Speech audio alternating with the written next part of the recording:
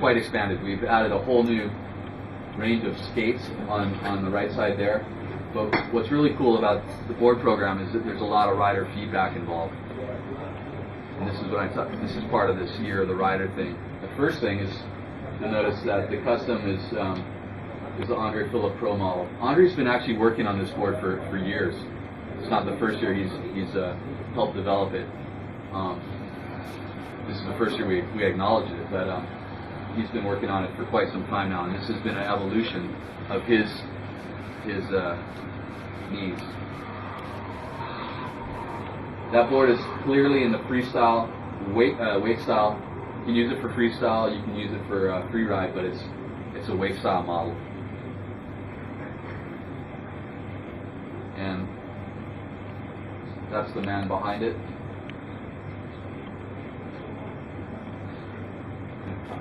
And this is one of the key features of the custom, and this is why it makes it so popular. It's got a quad concave bottom, but it's got a lot of really edgy channels. And one of the reasons is because Dre likes to hit obstacles, sliders, kickers. That's his thing, and you can't be hitting it with fins.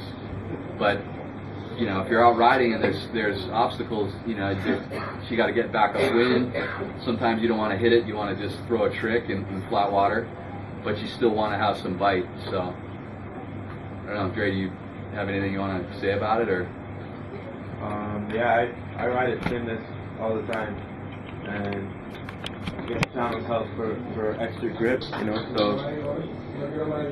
you can ride it with fins or without, and yeah, all good to go. Yeah, so that's what makes that board pretty unique. Here he is on a little tiny rail, little skinny rail. One of the things that's interesting about the custom versus, let's say, the caliber is the custom's got a lot more rocker, which probably makes it, you have to gun up a little bit more on your kite to get the same type of planeability out of it, but the ride is so much smoother. And if we want to talk tech a little bit, it's the change from last year to this year is they stiffened up the center section for exactly that reason. You're standing on the rail, and with feet on both sides of the rail, because Dre and the gang wanted it to be a little bit more positive in the center section, so it's a little stiffer in the center section than last year.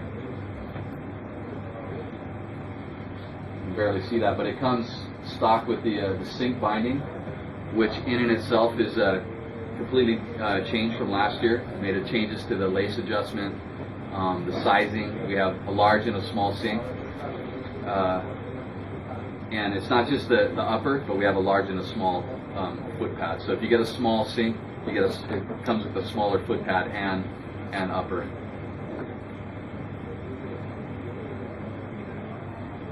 There it is, sync in action.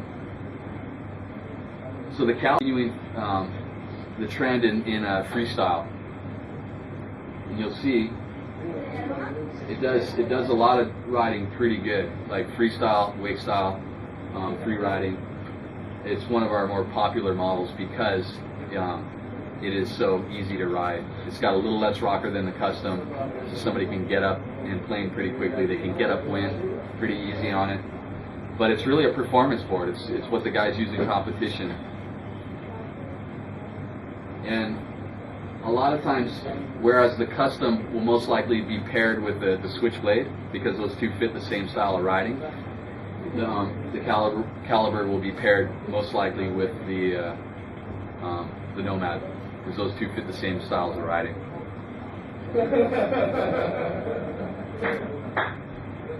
Some marketing collateral. The caliber also has a concave bottom, but it's slightly different than it's a little less edgy, let's say, than the custom. I wouldn't say the caliber you want to ride it without. So the Prodigy this year got an upgrade, as it did last year. Prodigy used to be one of our low-end models, but we kept increasing the performance. And this year we have new sizes, and It's just one of those, it's no concaves on the bottom, at least no edgy concaves. It's just one of those no frills, but really easy to ride. But it has all the other construction qualities: Polonia wood core, ABS sidewalls. It's a really good board, and you'll see it's kind of a do everything board as well.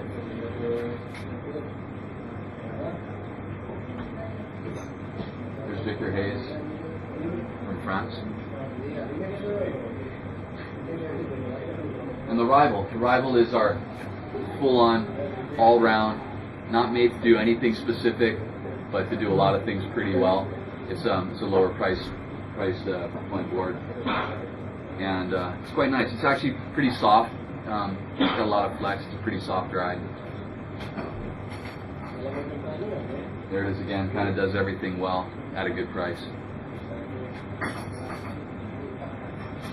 The Plasma is probably more popular in Europe than in the U.S. It's really made for light wind riding, and what more can I say about it? It's really just a light wind board. One of the interesting things is that the stance is offset to one side because the board is so wide. The stance is offset to one side. Very, very low rocker line. We've changed the outline of that board a little bit from last year. We've made a little bit more curve in the tips, just to reduce chop, water spray.